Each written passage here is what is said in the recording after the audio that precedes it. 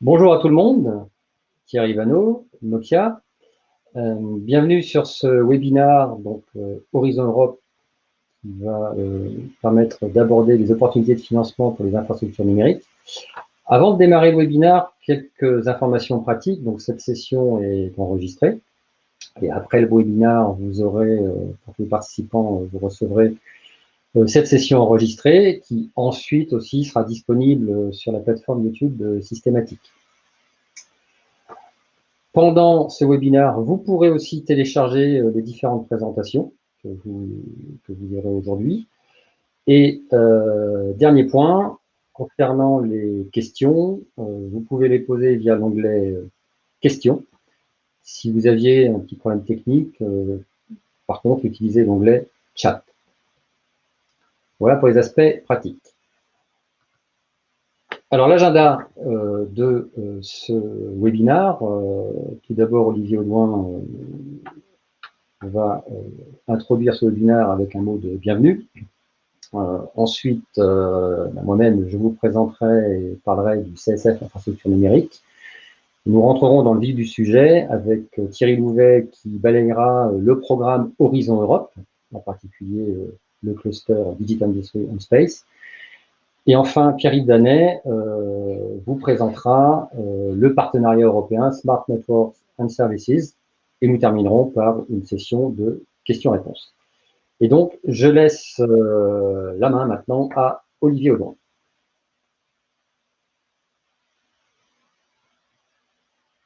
À toutes et bienvenue à ce webinaire qui est donc co-organisé par le pôle systématique et le comité stratégique de filière infrastructure du numérique. Donc, je m'appelle Olivier Audouin, je travaille chez Nokia Bell Labs et côté systématique, je préside le hub qui s'appelle Digital Infrastructure et IoT.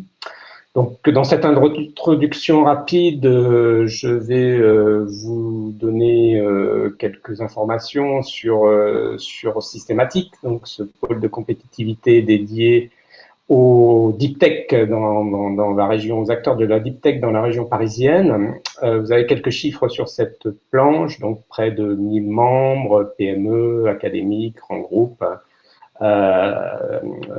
collectivités locales, investisseurs, qui ont à leur actif 625 projets d'innovation représentant plus de 3 milliards de R&D d'investissement.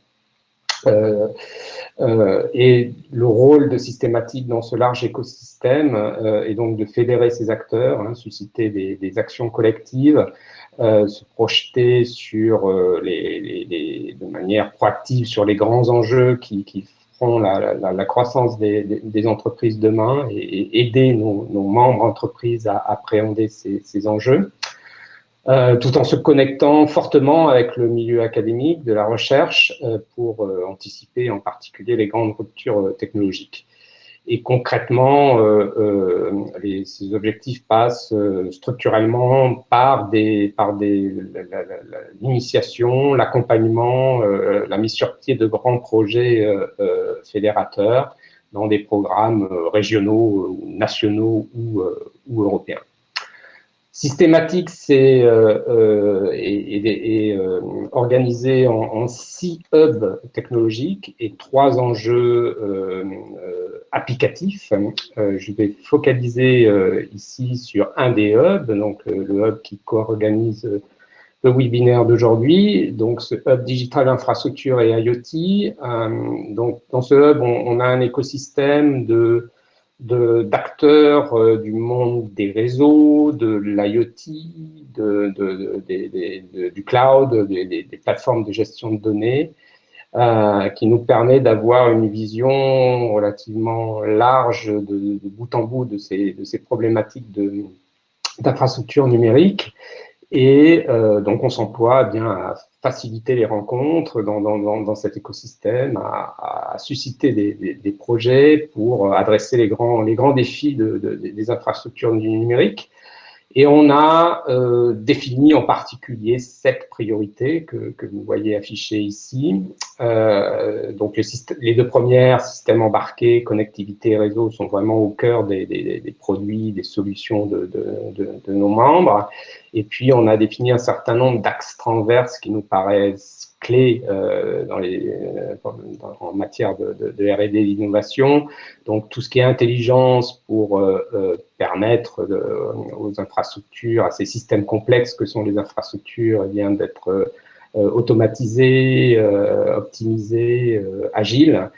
La confiance qui regroupe fiabilité, sécurité, robustesse, hein, toutes des fonctionnalités qui permettent aux infrastructures numériques d'être le support à des applications critiques. L'architecture de bout en bout et l'interopérabilité est dans un contexte où les infrastructures sont un lieu de convergence entre beaucoup de technologies hétérogènes, donc il y a besoin d'orchestrer et de faire marcher tout cela ensemble. Les modèles économiques, donc là, il s'agit de réfléchir au partage juste et pérenne de la valeur depuis les infrastructures numériques jusqu'aux services et applications.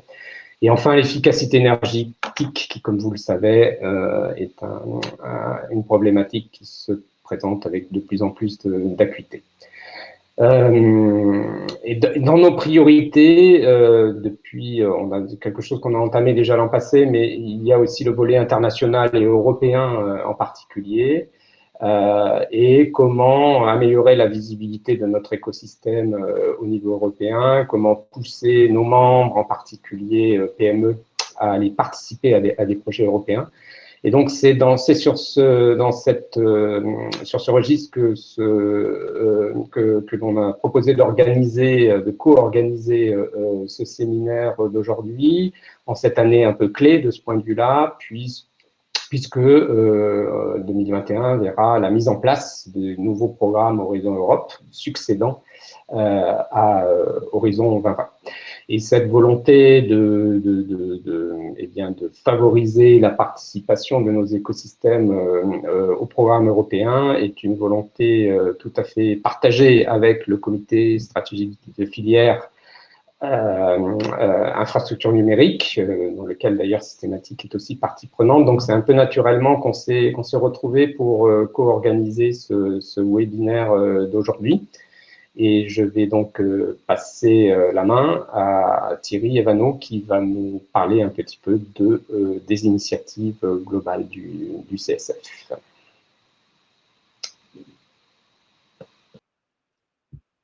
Merci Olivier.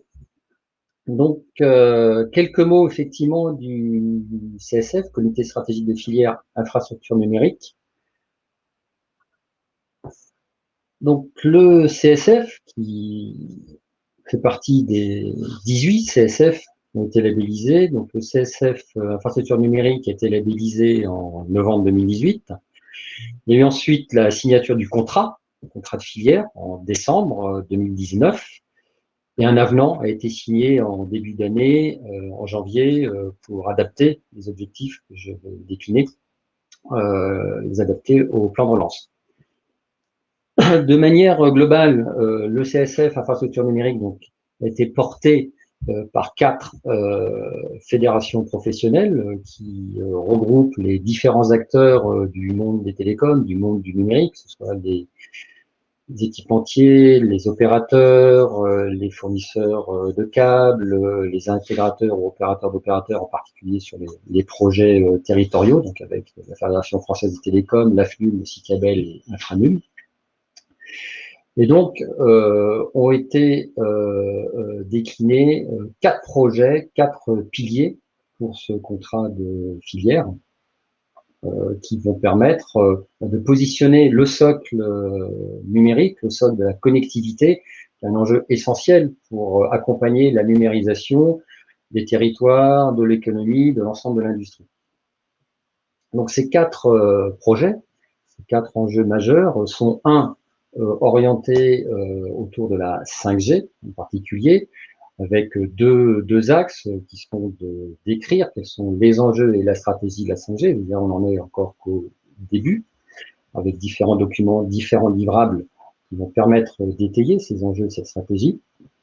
Un autre axe qui va accompagner ces enjeux de cette stratégie, c'est la mise en œuvre d'un réseau de plateformes 5G avec différents acteurs sur différents sites. Un deuxième axe du CSF concerne les territoires et les territoires intelligents, les smart territoires. Et le CSF va avoir pour objectif d'accompagner toute cette transformation numérique des territoires et des entreprises et de faire émerger et de participer aux différents projets qui seront mis en œuvre sur ces territoires. Enfin, deux axes qu'on retrouve d'ailleurs dans les différents CSF. L'avant-dernier point qui est un travail pour favoriser l'emploi et le développement des compétences, pour anticiper des nouveaux métiers, transformer, reconvertir des métiers du numérique d'aujourd'hui, je dirais, vers le numérique de demain, et puis d'accompagner et de mettre en œuvre toute l'attractivité pour ces nouveaux emplois et futurs emplois à valeur ajoutée dans le domaine du numérique. Et enfin, dernier point, c'est de rendre visible toute cette filière, tous ces acteurs à l'international en construisant une stratégie d'offre à l'exportation. Ça, ce sont les 4 enjeux et projets majeurs du CSF. Et donc, en janvier 2021, le 26 janvier précisément, donc a été signé un avenant qui permet d'adapter ces objectifs et ces enjeux à ceux du plan de relance avec 3 points particuliers, que sont la transition écologique, donc de regarder de quelle manière l'état des lieux des différents projets numériques vont permettre de combiner numérique et transition écologique, en particulier avec certains axes côté 5G environnement, on va y venir tout à l'heure. Ça va être aussi d'accompagner la compétitivité et souveraineté des acteurs dans le domaine du numérique, en particulier en insistant sur toute cette dynamique d'accroissement de compétitivité de ce tissu industriel, en s'appuyant principalement sur toute l'innovation, qu'elle soit logicielle et matérielle. Et enfin, un dernier point concernant la cohésion, en particulier l'emploi, donc relié au point emploi et développement de compétences, qui sera en particulier, à travers de ce groupe de travail emploi et compétences, emploi et formation, de participer au nouvel accord EDEC, engagement, développement et compétences, pour justement accompagner ces formations, ces nouveaux métiers qui arrivent dans le domaine du numérique. Donc, vous pourrez retrouver d'ailleurs sur le site du Conseil national de l'industrie ces 2 documents, celui du contrat et celui de l'avenant, qui vous décrivent plus en détail les objectifs du CSF infrastructure numérique. Alors, pour aller un peu plus dans le détail du volet 5G particulièrement, 2 axes, comme je l'ai rapidement décrit, vont accompagner ce projet 5G du CSF infrastructure numérique. En particulier, un premier qui va être d'élaborer, d'expliquer la stratégie 5G de différentes thématiques, et aussi de comprendre quels sont les enjeux et éventuellement les freins dans le déploiement du réseau 5G. Et pour ça, on y a associé 4 séries de livrables qui, vont permettre de définir quel est le périmètre de cet écosystème et comment fédérer cet écosystème autour de la 5G. Deuxièmement, c'est de comprendre justement ces différents enjeux. Associés à ces enjeux, on pourrait lister différents freins, qu'ils soient techniques, économiques ou réglementaires, et donc de regarder de quelle manière on peut les lever. Et un point non négligeable, le dernier livrable, je parlais de 18 CSF au total, c'est d'établir un lien avec ces autres CSF, car nous le savons bien, la 5G va apporter de nouvelles opportunités dans différents secteurs qu'on va retrouver dans ces différents CSF. Donc ça, c'est ce premier axe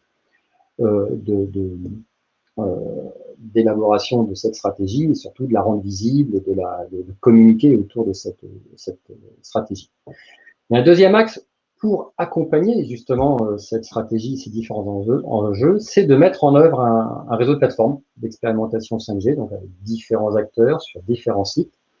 Il y aura pour objectif, en lien particulièrement avec tous ces secteurs industriels, verticaux, sera de mettre en œuvre ces différentes innovations technologiques pour favoriser ces nouveaux usages. Ça nous permettra à tout l'écosystème et aux autres secteurs industriels de comprendre aussi la faisabilité technico-économique, quels sont voire les business models qui sont associés.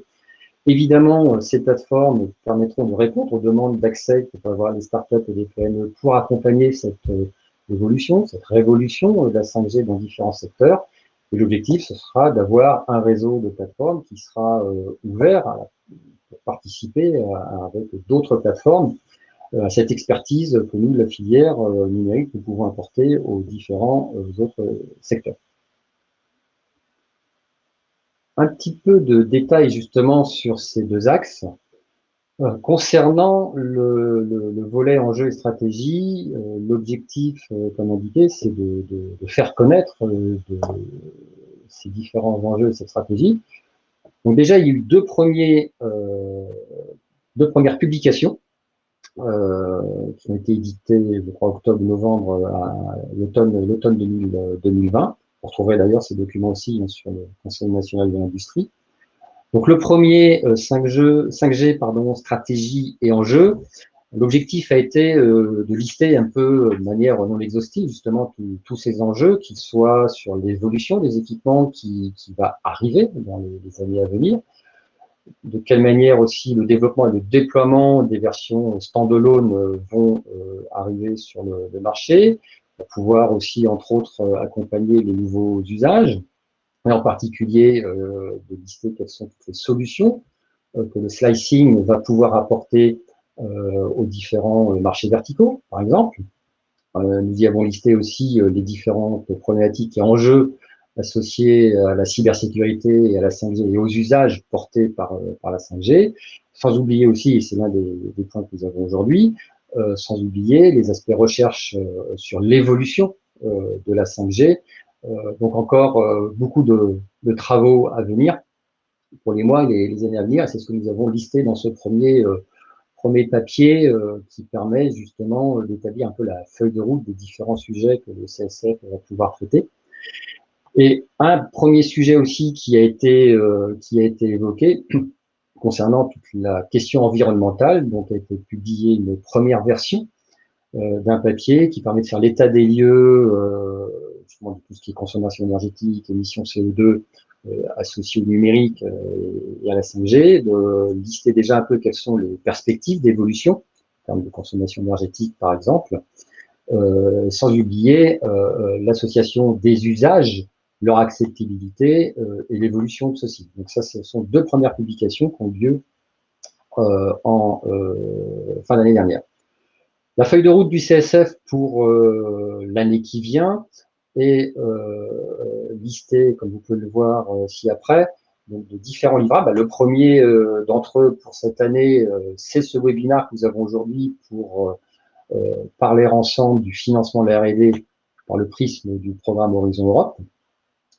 Mais c'est aussi la déclinaison de différents sujets qu'on a déjà listés un peu dans le papier stratégie en jeu. Donc, un livre blanc qui est en cours d'écriture sur le slicing, en particulier la manière dont business model et faisabilité vont se mettre en œuvre sur le marché français. 5G cybersécurité, donc copiloté avec le CSF Industrie de Sécurité, un livre blanc est en cours d'écriture pour y aborder les enjeux de cyber et de 5G. Je le disais tout à l'heure, donc une première version du livre blanc 5G environnement qui a été publiée l'année dernière.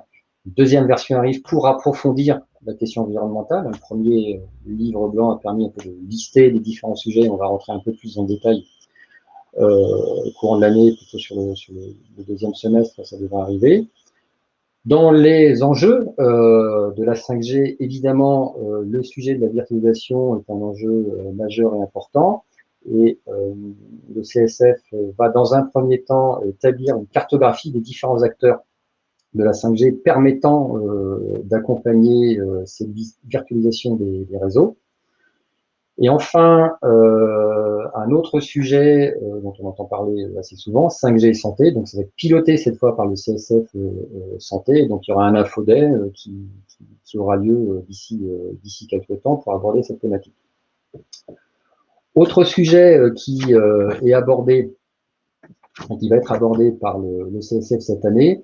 Donc, sur l'aspect emploi-formation, donc on va commencer par une cartographie des formations, et donc ça, on va le faire en collaboration avec le groupe de travail formation du CSF infrastructure numérique, donc 5G, groupe de travail 5G et groupe de travail formation. Le travail est en cours.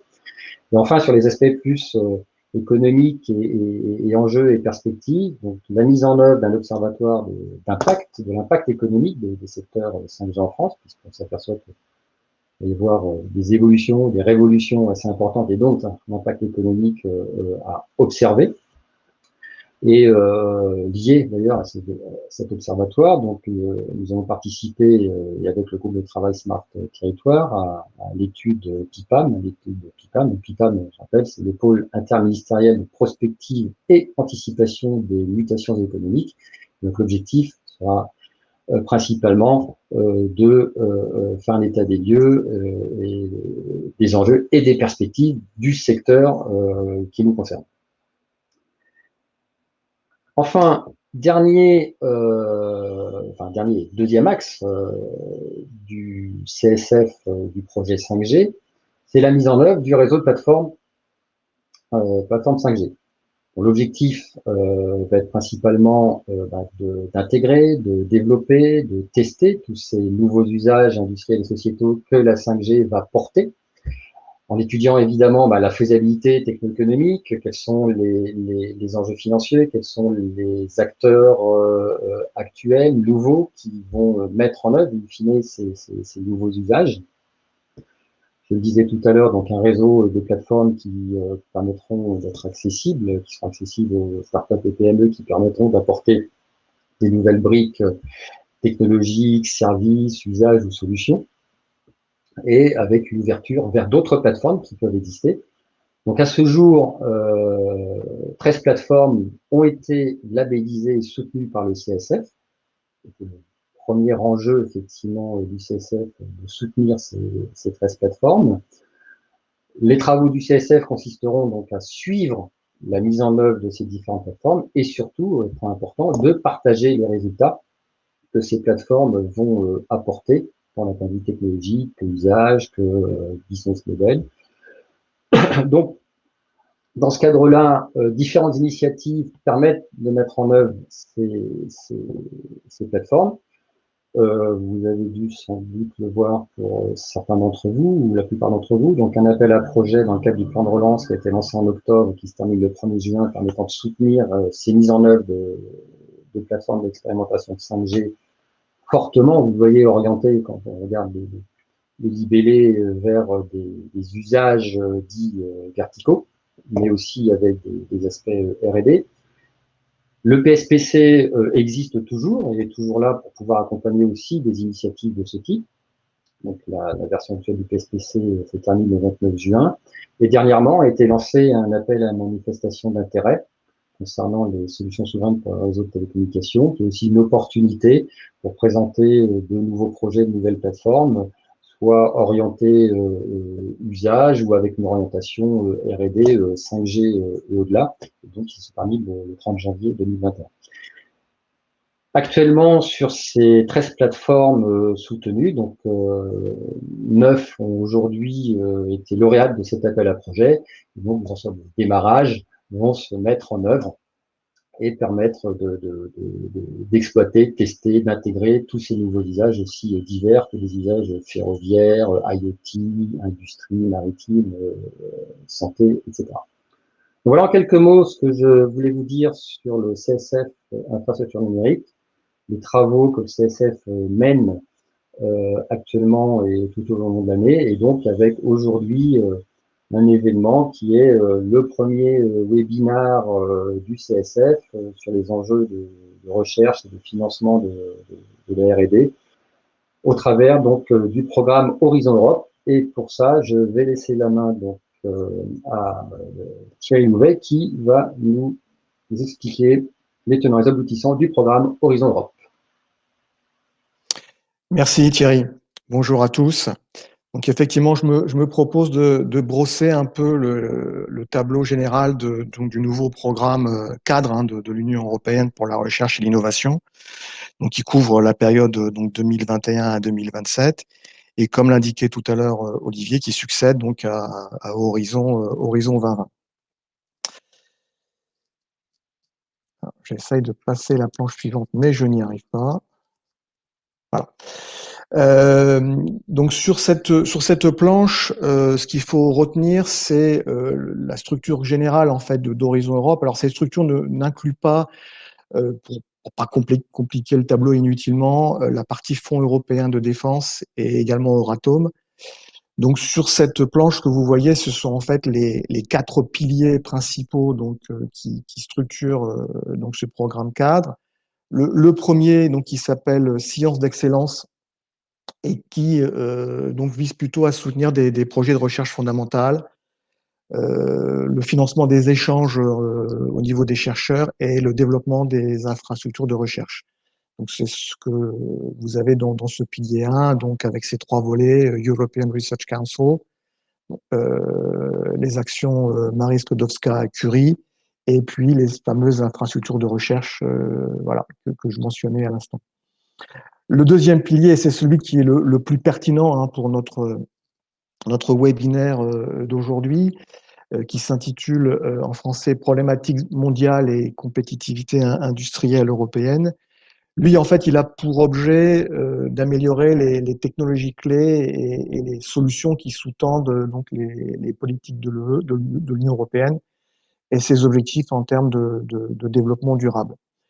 Et il doit notamment garantir que les actions de recherche et d'innovation contribuent à ces priorités de l'Union européenne.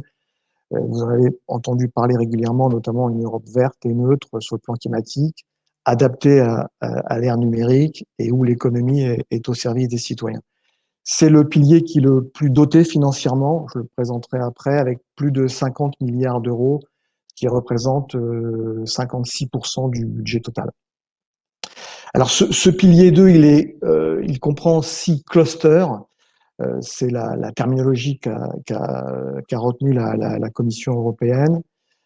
6 clusters, et celui qui fait l'objet de ce séminaire aujourd'hui, celui sur lequel on va se focaliser, c'est le cluster numéro 4, donc Digital Industry and Space, ou plus en français numérique, industrie et espace, et qui se décline donc en programme de travail avec les fameux topics des appels à projets. Le troisième pilier, donc celui qui s'appelle Europe plus innovante, lui, il est vraiment dédié sur l'innovation, en particulier le financement de l'innovation à haut risque dans les technologies dites de rupture, et qui vise également à l'intégration des acteurs dans les écosystèmes d'innovation. Et ce pilier, lui, se structure en 3 programmes. Le Conseil européen de l'innovation, l'European Innovation Council, vous avez peut-être vu récemment d'ailleurs les premiers appels à projets. Les écosystèmes européens de l'innovation, et puis ce qu'on appelle les EIT, Instituts européens de l'innovation, à travers les KIC, Knowledge Innovation Communities, comme l'EIT Digital par exemple. Et enfin, pour être tout à fait complet, le quatrième pilier, qui en fait est un pilier transverse, qui vise à encourager les activités contribuant au renforcement du potentiel de recherche et d'innovation au niveau des États, et le renforcement de l'espace européen de la recherche.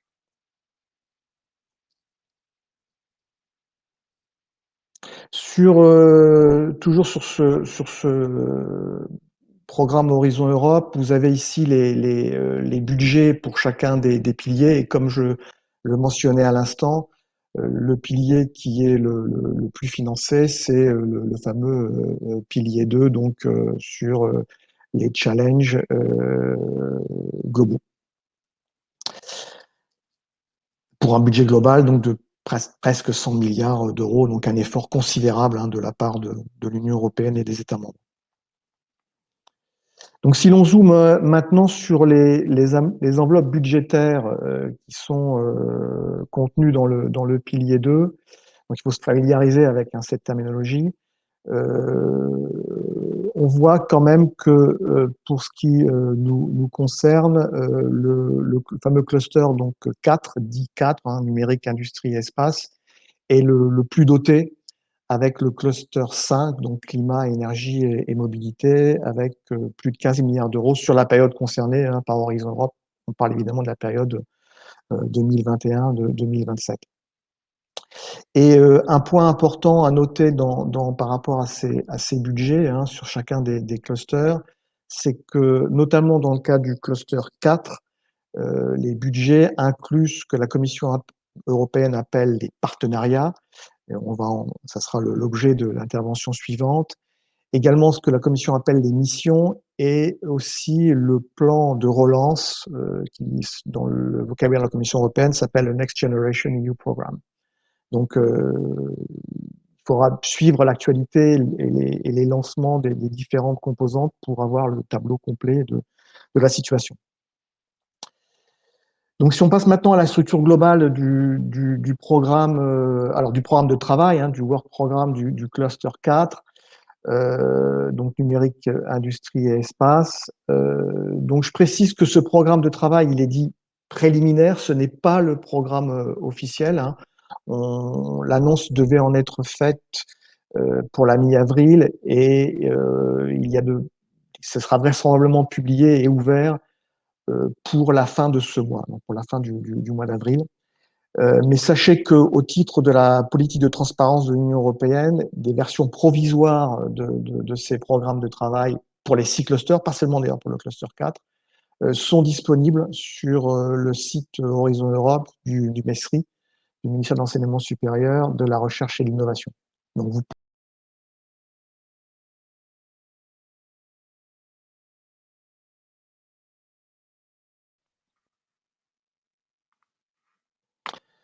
Sur les éléments clés de ce cluster 4, c'est la transition verte et la transition numérique. Dans le cluster 4, il y a en fait, je résume parce que c'est des domaines d'intervention qui se déclinent ensuite en destination, mais on va retrouver des sujets comme les technologies de fabrication, les technologies clés numériques, les technologies génériques émergentes, les matériaux avancés, l'IA et la robotique, l'Internet de nouvelle génération, l'informatique de pointe et les mégadonnées et les industries circulaires. Donc, c'est ce qu'on retrouve dans le vocabulaire du cluster 4, qui comporte donc 6 destinations. C'est le terme consacré par la Commission européenne, qui est organisée en sections et qui reprennent donc ces domaines d'intervention. Donc, si on regarde maintenant au niveau de la planche suivante, donc sur le programme du travail tel qu'il est connu aujourd'hui, il est possible d'identifier donc dans ces destinations et dans les sections correspondantes à ce programme de travail les topics des futurs appels à projets donc pour 2021-2022 en lien avec les infrastructures numériques. C'est ce qui apparaît donc sur cette planche surlignée en vert avec les acronymes du topic sont intitulés. Donc c'est a priori un peu moins d'une dizaine qui ont un lien direct ou indirect avec le sujet des infrastructures numériques, sachant que ce programme de travail compte plus de 140 topics. Donc c'est une sélection assez réduite et qui ne concerne évidemment que les 2 premières années du programme. Et je vous encourage évidemment à aller voir le détail de ces appels à projets donc sur le site Horizon Europe du ministère de l'Enseignement supérieur et de la Recherche, où vous pourrez donc télécharger directement ce fameux programme de travail et regarder dans le détail le contenu. Et puis je finirai donc ma présentation par en fait des nouveautés importantes et en particulier une qui fera donc l'objet de l'intervention suivante, à savoir ce qu'on appelle les partenariats européens, les European Partnerships, qui sont en fait des initiatives donc où l'Union européenne et les États membres s'engagent avec des acteurs privés et publics à soutenir conjointement le développement et la mise en œuvre d'un programme d'activité de recherche et d'innovation. Et leur valeur ajoutée par rapport aux autres composantes d'Horizon Europe, c'est qu'ils regroupent une large palette d'acteurs donc autour d'une vision commune, autour d'une roadmap, qui leur permet d'aborder des solutions aux grandes priorités européennes et aux défis mondiaux. Et c'est important de suivre donc ce qui va sortir, si je puis dire, de ces partenariats, car ces partenariats auront également un budget spécifique et des programmes de travail associés. À noter que la Commission a souhaité d'ailleurs renouveler ces partenariats entre la période précédente, Horizon 2020 et Horizon Europe, afin d'aboutir à un paysage simplifié et cohérent. Donc attendez-vous à pas mal de refonte dans ce paysage-là. Donc c'est ce qui figure hein, dans les 3 pavés qui sont indiqués sous le texte de présentation de ces partenariats européens. On en distingue 3 types. Je ne vais pas rentrer dans le détail, hein, c'est ce qui est contenu sur la planche. Les partenariats qui sont dits coprogrammés, qui sont sur la base de protocoles d'accord entre la Commission européenne et les États membres, ainsi que les acteurs privés et publics. Les partenariats dits cofinancés, où là, en fait, les États membres élaborent un programme conjoint qui se déploie sous leur responsabilité. Et puis, un 3e type de partenariat qui est dit partenariat institutionnalisé. Et c'est celui d'ailleurs dont on va parler juste après, Smart Networks and Services. Et puis la dernière planche, et j'en aurai terminé, c'est donc le détail en fait sur chacun des clusters du pilier 2, les différents partenariats qui sont en fait concernés par les clusters. Et dans le cas du cluster 4, comme vous pouviez le voir, en dehors du partenariat Smart Networks and Services, vous avez d'autres partenariats qui sont concernés par les sujets évidemment du cluster 4, puisqu'il couvre des sujets autres que le numérique stricto sensu. Voilà, j'en ai terminé. Donc, je repasse la parole à Thierry Evano pour annoncer le prochain intervenant. Merci. Merci Thierry. Et bien maintenant, comme tu l'as dit, on va rentrer un peu plus dans le détail là, du partenariat Smart Network and Services. Et donc, c'est Pierre-Yves Danet qui va nous en parler. Donc, Pierre-Yves, tu peux entrer sur scène et nous décliner effectivement le programme.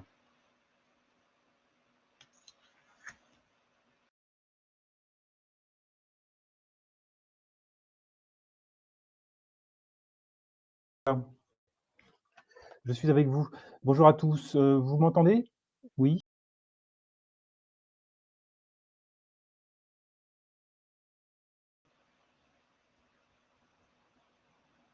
Et Pierre-Yves, nous t'entendions. Je pense que Pierre-Yves va revenir.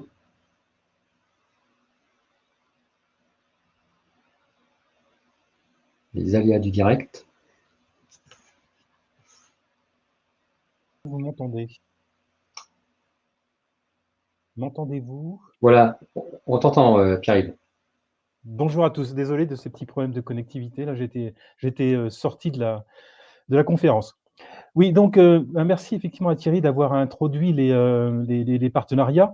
Hein, donc moi, mon objectif aujourd'hui, c'est vous présenter donc celui qui va traiter finalement des réseaux 6G, hein, qui s'intitule aujourd'hui Smart Network and Services, et qui pour le coup effectivement est un partenariat institutionnalisé. Alors pour ceux qui effectivement avaient l'habitude ou ont eu l'habitude de participer au projet du 5G PPP, hein, donc du partenariat donc de la 5G dans le cadre d'Horizon 2020, on va passer effectivement dans un autre modèle, hein, dans le sens où les appels à projets donc de ce partenariat seront hors programme de travail classique. Hein, vous ne l'avez pas vu effectivement apparaître dans le cluster 4, donc les objectifs qui traitent de ce partenariat.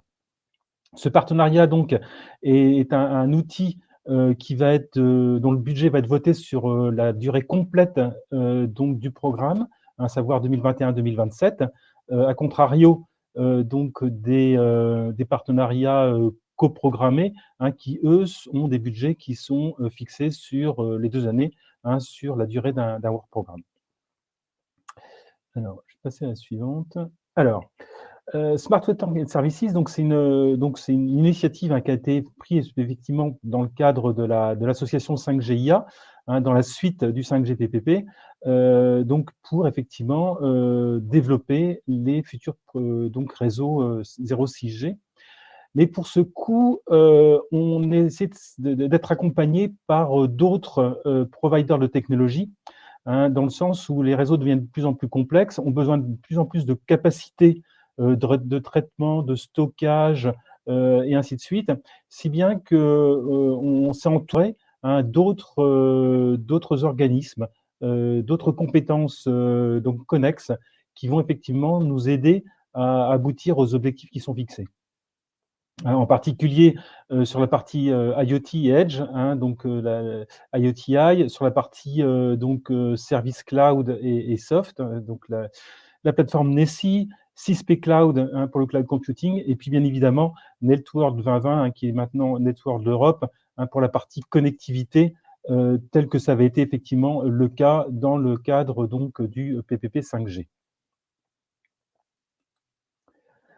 Donc, il y a un premier document qui a été rédigé donc en 2020 et qui a été proposé à la Commission et validé par la Commission européenne, qui a été basé effectivement sur donc des documents de chacun des organismes qui vous ont été présentés juste avant. Et l'idée est effectivement de bâtir un programme cohérent, donc englobant l'ensemble des technologies, donc aboutissant aux objectifs que je vais vous présenter par la suite.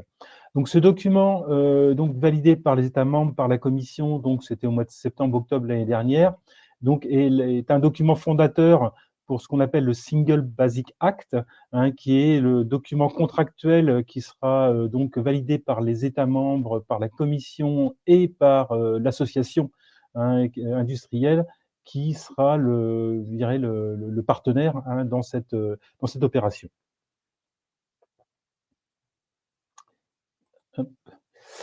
Alors, pourquoi faire? L'idée donc de ce nouveau partenariat permettant de développer la 6G, c'est aussi de prendre plus en considération donc les besoins des citoyens européens, quels qu'ils soient, dans leur vie privée, mais aussi dans leur vie professionnelle. Et pour ce faire, on va effectivement devoir répondre à un certain nombre d'axes sociétaux qui sont poussés par la Commission au travers effectivement de la digitalisation des entreprises, quelles qu'elles soient, quel que soit leur secteur, mais aussi donc comment dire, faire en sorte que je dirais, les capacités des réseaux, comme depuis le début, donc augmente et donne effectivement des ressources plus importantes de manière à accroître les services, en utilisant et intégrant, comme je vous disais tout à l'heure, un maximum de nouvelles technologies, en particulier l'intelligence artificielle et le machine learning qui va clairement entrer dans les cœurs de réseau sur différentes fonctionnalités, mais aussi utiliser les capacités des nouvelles infrastructures donc computing, en particulier tout ce qui est HPC, et donc bien évidemment intégrant aussi les aspects sécurité de manière à pouvoir donc aboutir et respecter les engagements de la Commission vis-à-vis de ces critères-là. Ce que doit faire aussi ce partenariat et ces futurs réseaux, c'est respecter donc les engagements pris au niveau du Green Deal, au niveau des aspects environnementaux, faire en sorte que l'énergie donc utilisée par ces réseaux soit mieux utilisée, de manière à diminuer notre empreinte énergétique, avec le challenge effectivement qui est donc produire ou de mettre à disposition plus de capacités tout en diminuant l'empreinte énergétique. Donc c'est un challenge qui n'est pas nul et qui va effectivement occuper une grande partie donc des programmes. Alors, donc, la structure hein, du partenariat tel qu'il est aujourd'hui va donc s'appuyer sur ces 5 grands axes. Donc, la première, c'est effectivement en termes de technologie et de connectivité, donc c'est de travailler sur l'évolution des réseaux 5G hein, pour aboutir justement à ces fameux réseaux 6G. Mais c'est aussi donc être capable de supporter un certain nombre donc de nouvelles applications que l'on sent arriver hein, autour justement de l'immersivité, des communications holographiques, donc des jumeaux numériques. Hein, il y a un certain nombre de nouvelles technologies qui arrivent là et qui vont permettre effectivement donc de développer des nouveaux services et d'innovation qui vont nécessiter des capacités de réseau spécifiques en termes de latence, en termes de sécurité, en termes de bande passante. Et pour ce faire, donc, il y aura des axes de recherche qui seront menés sur ces différents aspects. Un autre point aussi, bien évidemment, c'est de continuer à renforcer la souveraineté technologique de l'Europe sur les réseaux. Alors, c'est vrai qu'on a la chance encore aujourd'hui d'avoir 2 grands constructeurs que sont Ericsson et Nokia, hein, mais bon, il y en a d'autres effectivement sur le marché, en particulier les Américains, hein, donc les GAFA, hein, qui commencent à se positionner sur des nouveaux types de réseaux de type telco cloud, hein, sur lequel effectivement il va falloir quand même se pencher hein, pour faire en sorte que nous conservions au niveau européen la souveraineté des technologies qui seront donc utilisées dans les réseaux de télécommunications, qui deviennent, comme vous le savez tous, de plus en plus importants hein, dans notre vie de tous les jours. Et puis, tout ça, effectivement, pour conserver les valeurs européennes hein, en termes de sécurité et de privacy. Comme dans le 5G, hein, on avait déjà commencé à travailler avec beaucoup plus étroitement avec des industries verticales, de manière à essayer de considérer au mieux leurs besoins. Eh bien, effectivement, la 6G va, par nature et dès le début, prendre en considération justement ces besoins spécifiques, de manière à ce que les réseaux qu'on sera capable de développer puissent, in fine, donc répondre aux besoins de l'ensemble de ces structures et de ces organismes. Voilà. Alors, sans rentrer dans les détails, mais c'est juste pour vous donner effectivement une vue globale de la façon dont on va fonctionner. Donc, on va s'appuyer effectivement, comme je vous disais tout à l'heure, sur un certain nombre de technologies clés hein, digitales. Hein, donc, il y a un certain nombre de candidats hein, qui sont indiqués ici autour de la data, de l'intelligence artificielle et ainsi de suite. On va donc essayer de développer justement ces éléments-là dans le cadre des besoins de communication des verticaux, comme vous disiez tout à l'heure, de manière effectivement à avoir un impact sociétal large dans les différents domaines hein, que vous voyez notés ici et qui sont les domaines prioritaires au regard des engagements de l'Europe hein, vis-à-vis de ses citoyens. Donc il y a un certain nombre de thèmes hein, qui sont ici indiqués. Ils ne sont pas exhaustifs, bien évidemment, mais clairement, ils auront leur rôle hein, à jouer dans ces futurs réseaux.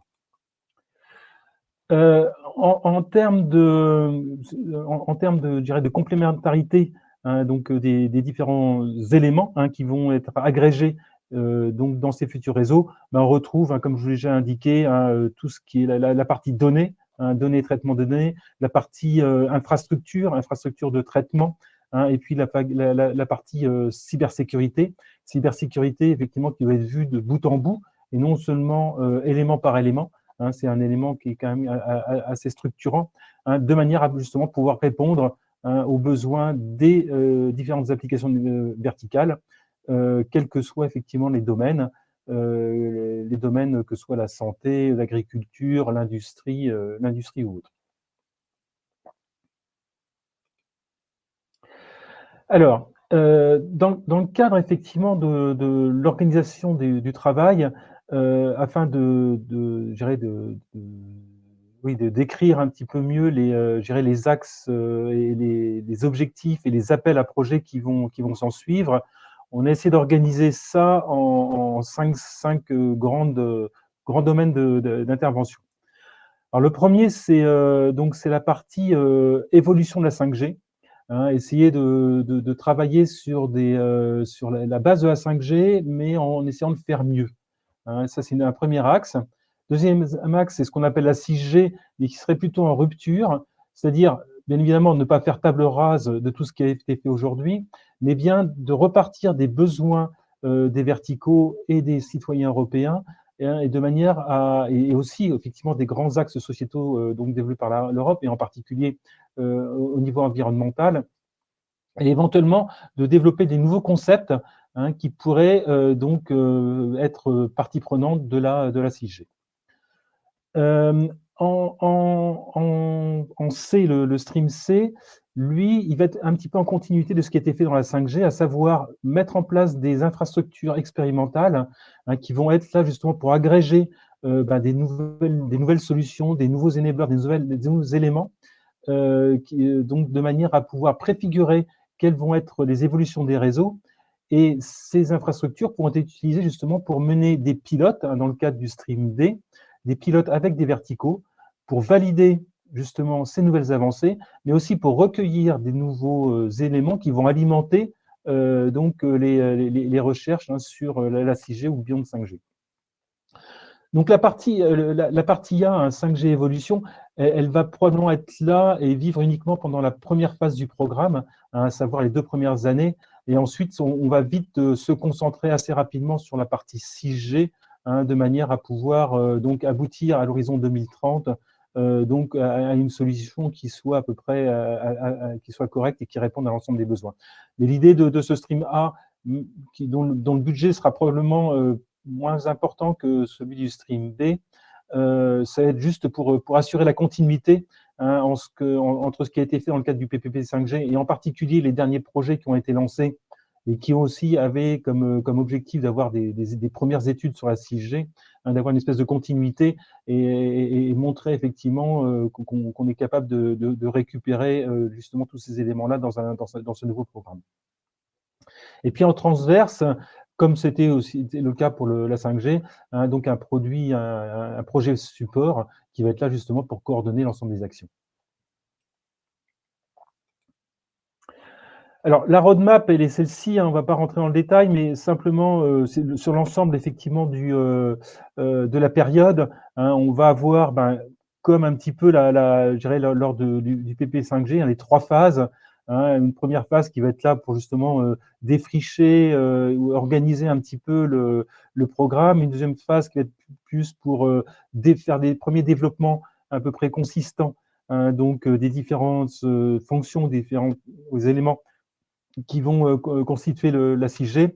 Et puis, effectivement, dans la troisième phase, ce sera finalement la pré-commercialisation ou le pré-développement des éléments commerciaux.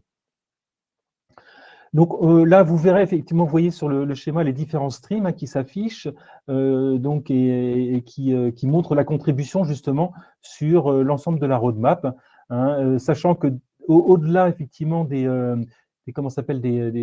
projets qui vont être menés dans le cadre du 5G, du Smart Network and Services, il y aura un certain nombre d'actions qui vont être menées, en particulier au niveau de la standardisation, de la réglementation en parallèle, de manière à ce que tout soit coordonné et aboutisse à quelque chose de directement exploitable donc dans les 10 ans qui viennent.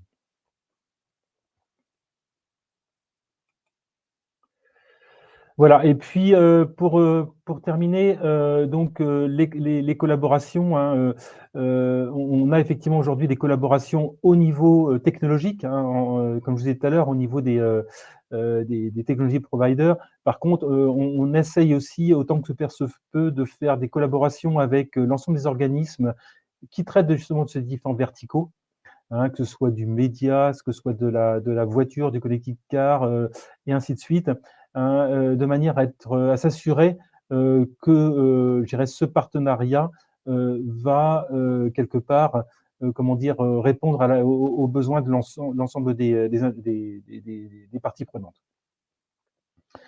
Pour terminer, en termes de, comment s'appelle, de time plan, aujourd'hui, les dates que l'on a aujourd'hui en tête, hein, ce serait a priori une validation donc du Conseil européen et des États membres et du Parlement à l'horizon septembre 2021. Donc un début d'opération donc et le lancement des premiers appels octobre-novembre 2021, des deadlines pour des soumissions donc de propositions qui seraient aux environs de février 2022 pour le premier appel, et pour le second appel, ce serait décalé à peu près de 6 mois. Donc il va y avoir effectivement une concentration assez forte donc dans une période assez limitée, hein, du fait effectivement donc de ces retards à l'allumage, on va dire, hein, de l'ensemble du programme Horizon Europe. Et finalement, on essaie d'organiser aujourd'hui justement ces différents appels de manière à ce qu'il n'y ait pas trop de pression justement sur les organismes qui vont faire des propositions, hein, et aussi les organismes qui sont retenus, hein, pour mener à bien les projets, parce que finalement les moyens sont limités, hein, et il va falloir organiser ça au mieux. Alors, ce qu'on essaye de faire aujourd'hui, c'est de faire en sorte que ce soit le stream A, hein, sur la partie Beyond 5G qui soit donc lancé en premier, qu'une partie du 6G soit aussi lancée dans le premier appel, et qu'ensuite, il y a une deuxième partie du 6G, et puis les infrastructures donc expérimentales et les pilotes, hein, qui seront lancés dans un deuxième temps, tirent en partie effectivement des premiers résultats des premiers projets. Donc c'est aujourd'hui, c'est un petit peu je dirais le calendrier que l'on essaye de suivre, mais il y a encore beaucoup d'incertitudes parce que finalement on voit que depuis le début de cette opération, les délais s'accumulent, hein, et donc c'est assez difficile de prédire l'avenir. Ce qu'on sait clairement, c'est que la Commission va vouloir, dans tous les cas de figure, faire en sorte que l'ensemble des projets de ce premier Work Programme donc, soient lancés avant la fin 2022, hein, si bien que n'importe comment, il va falloir à un moment donné donc se restreindre et faire un calendrier en rétro-planning, hein, qui permette donc d'aboutir à ces échéances, en considérant effectivement les 8 mois, hein, que la Commission considère entre le moment où un projet est déposé et le moment où un projet est lancé.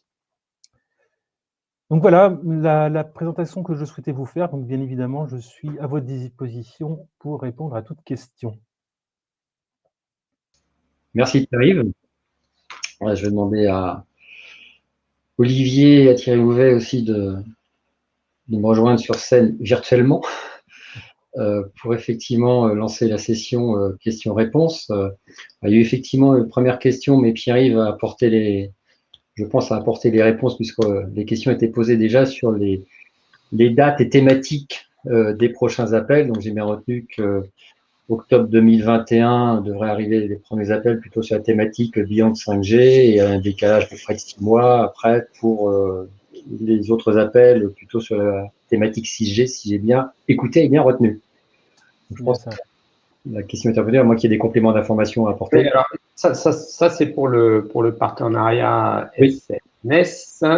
Donc, effectivement, quand même le cœur du réacteur là, pour notre thématique d'aujourd'hui sur les infrastructures numériques.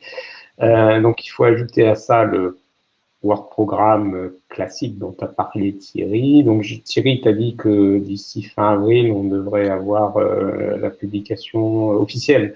Oui, voilà, c'est ce que j'ai pu voir dans les médias non officiels qui commentent l'actualité européenne.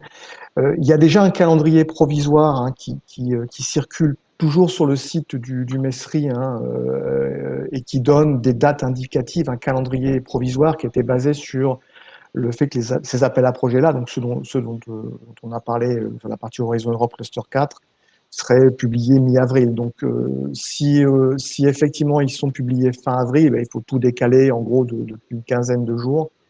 Il y aura une rafale effectivement de ces appels à projets pour 2021, probablement fin avril, avec des réponses à prévoir dès octobre, hein. Donc ça va, comme toujours, c'est toujours des délais très courts avec les vacances d'été au milieu. Donc dès qu'ils seront publiés, il faudra effectivement se mettre sur les rangs et identifier les partenaires si évidemment les sujets sont pertinents.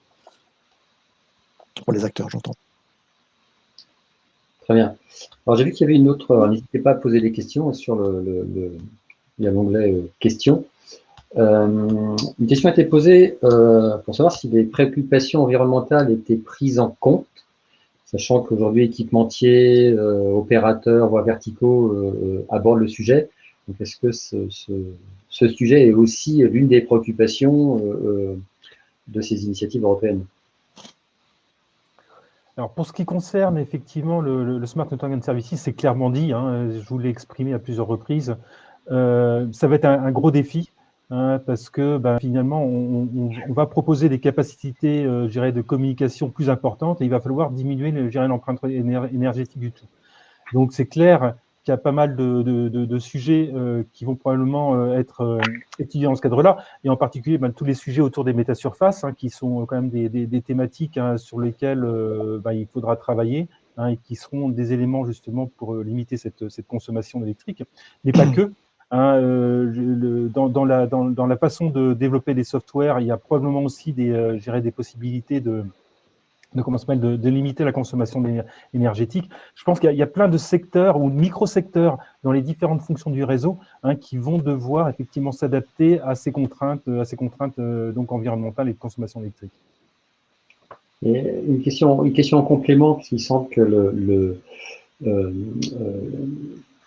le ministère de l'Industrie, aujourd'hui, a une préoccupation aussi sur l'aspect décarbonation. Est-ce que cet aspect émissions de CO2 et décarbonation est aussi abordé en tant que tel dans ces futurs appels à projets? Pas pour ce qui concerne le Smart Network and Services, hein, j'ai pas entendu dire. Non, l'idée, c'est vraiment de se concentrer sur les aspects technologiques hein, et voir dans quelle mesure, effectivement, on peut apporter notre pierre à l'édifice, on va dire. D'accord. Oui, sachant Thierry, pardon, juste pour compléter, que les sujets environnementaux, comme je l'ai indiqué, hein, la transition verte et numérique, c'est en filigrane de l'ensemble du programme Horizon Europe, hein, c'est dans la foulée du Green Deal, donc c'est vraiment des sujets qui sont au cœur de la réflexion européenne depuis pas mal d'années maintenant, et qu'on trouve évidemment dans chacun des clusters de Horizon Europe, dans le cluster 4, voilà, c'est notamment la décarbonation dans les filières, l'économie circulaire par exemple. Il y a une des destinations qui est du cluster 4 qui est complètement dédiée à ça. Donc c'est vraiment c'est au cœur des sujets qu'on va retrouver dans tous les appels à projets à un titre ou à un autre, hein. Très bien. Je ne vois pas d'autres questions. J'ai l'impression qu'on a tous été très clairs. S'il n'y a pas d'autres questions qui sont posées, je propose… Juste pour terminer hein, sur la partie Smart Network and Services, donc il y a une association qui existe aujourd'hui, donc la 5GIA, hein, c'est une infrastructure qui va évoluer, hein, parce que dans le cadre de ce partenariat institutionnalisé, il va y avoir un office hein, qui va être créé, donc un office externe à la Commission qui va être en charge justement de l'élaboration des appels à projets, de l'évaluation des projets et donc du suivi des projets qui seront retenus. Et donc cet office sera cofinancé par les industriels et la Commission européenne, normalement à 50%. Bon, ce ne sera peut-être pas exactement le cas au tout départ, parce qu'on a un nombre de membres aujourd'hui qui est quand même relativement limité, hein, et le coût, je dirais, d'une telle infrastructure est quand même assez important. Mais n'empêche que voilà, il y aura des financements qui seront nécessaires effectivement pour donc opérer cet office. Et en contrepartie, effectivement, les membres donc de cet office auront probablement donc des avantages quelque part entre guillemets qui sont toujours pas encore complètement définis, hein, mais qui leur permettront probablement d'avoir des taux de succès plus importants hein, au niveau des projets qui seront lancés. Parce qu'effectivement, il y a un investissement, il devrait y avoir un retour sur investissement. Donc, simplement pour vous dire que justement ces avantages-là sont en cours de discussion entre les États membres, la Commission et la partie industrielle, mais c'est quelque chose qu'il faut garder en tête. Voilà. Très bien, merci Pierre pour effectivement ce complément d'information. Donc effectivement, on a un calendrier qui nous annonce plutôt deuxième semestre de l'année, et puis après début 2022. Donc dans le cadre du CSF, et certainement aussi avec Systématique, on ne manquera pas de revenir pour expliquer les nouvelles avancées, les appels à projets qui arriveront et la manière dont aussi en France, comme ça avait été fait d'ailleurs dans le cadre du 5G PPP, on peut constituer un cœur à un moment donné de réponse avec différents acteurs en France dans le cadre de ces projets européens. Et dans ce cadre-là, je crois, enfin peut-être que Thierry peut en parler, Systématique d'ailleurs pourra accompagner entre autres les PME dans le cadre des montages à un moment donné de réponses qui seront envisagées. Peut-être un mot, Thierry. Oui, effectivement, l'Europe est au cœur des actions du pôle et des services qu'on propose aux adhérents de Systématique. Donc, ce webinaire fait partie de ce travail d'explication, sachant que dans Systématique, au niveau des différents hubs et enjeux, il y a un référent Europe qui est désigné et qui peut accompagner donc les membres du pôle sur les appels à projets qui les concernent.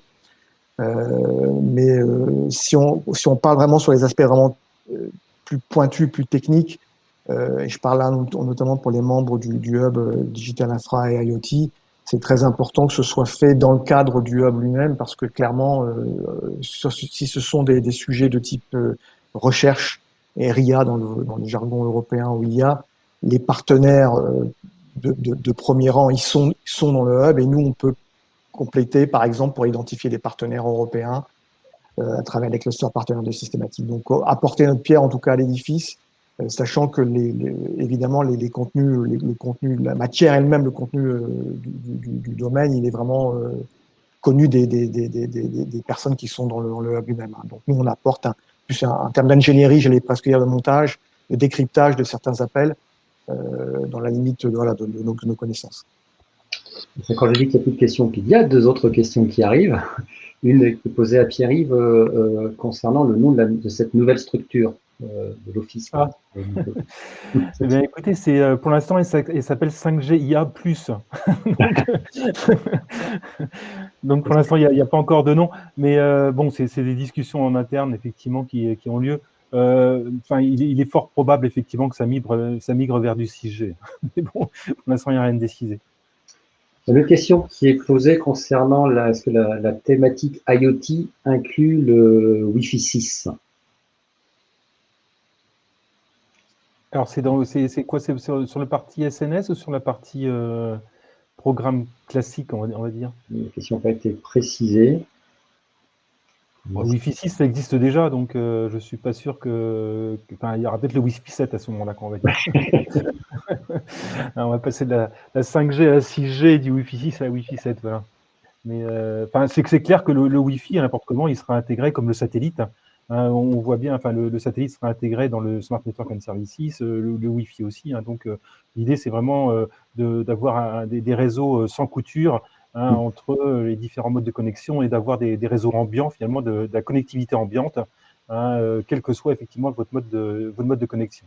Donc, oui, enfin, n'importe comment, l'ensemble des types de connexions seront intégrés.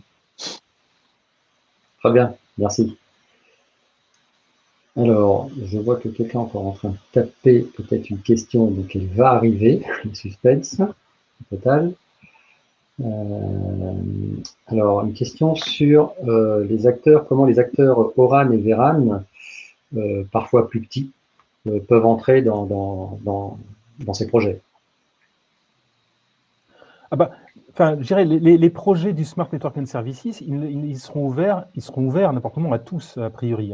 Donc, comme dans les projets, comment dire, Horizon Europe, ce sera la même façon. Les appels seront ouverts de la même manière, ils seront publiés de la même manière, il y aura des délais de la même manière, ils seront évalués de la même manière.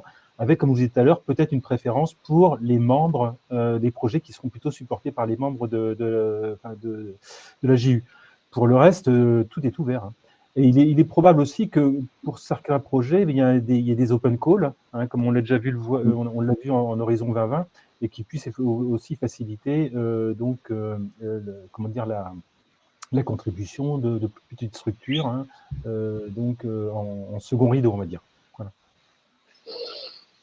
De cette manière, les pôles peuvent aussi accompagner ces acteurs dits plus petits. Oui, je pense que effectivement, enfin, c'est un peu ce qu'on avait fait aussi du temps d'Horizon Europe, c'est-à-dire on va aussi organiser des sessions qui sont un peu plus des sessions pas comme uniquement d'information comme aujourd'hui, mais aussi des sessions qui puissent être des sessions d'émergence de projets et donc d'associer des acteurs éventuellement petits avec des plus gros, et aussi, puisque ce sont des projets européens, d'associer des acteurs au-delà des frontières. Donc on a déjà entamé l'année dernière ce genre de sessions où on n'est pas que systématique, mais avec d'autres clusters européens pour susciter des passerelles et susciter des opportunités de bâtir des consortiums. Donc, on va continuer ces actions. On est au début de l'histoire, hein, vous avez compris. Donc, au fur et à mesure de l'arrivée des opportunités des appels, on organisera ce genre de session. Mais c'est vrai que par rapport aux mots-clés que tu as mentionnés, hein, VRAN et Open RAN, hein, donc qui sont quand même des initiatives un peu particulières, c'est clair que ça, c'est complètement intégré dans le Smart Network and Services. Hein. Dans la partie infrastructure expérimentale, il est même mentionné clairement hein, qu'il y a une volonté effectivement d'ouvrir et d'intégrer justement ces composants un petit peu plus ouverts hein, de manière à justement à faciliter l'accès et le développement d'applications innovantes. Ouais. Très bien. Je vois qu'une autre question devrait arriver. Alors, quels sont les liens avec CoreNect? Ah, CoreNect. CoreNect, donc c'est une action support, hein, mais qui a démarré hein, il y a 1 an ou 2, dans le cadre de la phase 3 justement du 5G PPP, et donc qui est là justement pour aider à élaborer la vision et à coordonner l'ensemble des actions, donc pour préparer justement donc ce Smart Network and Services. Donc à l'issue de CoreNet, théoriquement, il y aura donc le lancement de Smart Network and Services, et il y aura probablement d'autres actions support hein, qui vont accompagner et coordonner justement l'ensemble des projets. Donc c'est un projet qui est là effectivement pour supporter les actions de l'association 5GIA à l'heure actuelle, hein, justement pour développer une vision et des concepts. Voilà. Merci pour la réponse. Et je ne vois personne de vouloir poser une question à moins que si. Non. Donc, une fois, 2 fois, 3 fois. Écoutez, je propose de conclure ce webinaire. Il suffit que je dise ça, et peut-être qu'une question est en train d'arriver. Mais tant mieux, tant mieux. Sujet important et passionnant et qui va nous occuper sur les mois et les années à venir. Alors c'est vrai qu'aujourd'hui, moi j'ai remplacé donc Didier Bourse hein, de Nokia qui devait intervenir, qui malheureusement n'a pas pu le faire. Je suis vraiment ravi d'avoir fait. Mais bien évidemment, je pense que lui et Olivier, je pense, ont des relations privilégiées avec Systématique et sont peut-être à même aussi de répondre aux questions offline hein, que vous pourriez avoir.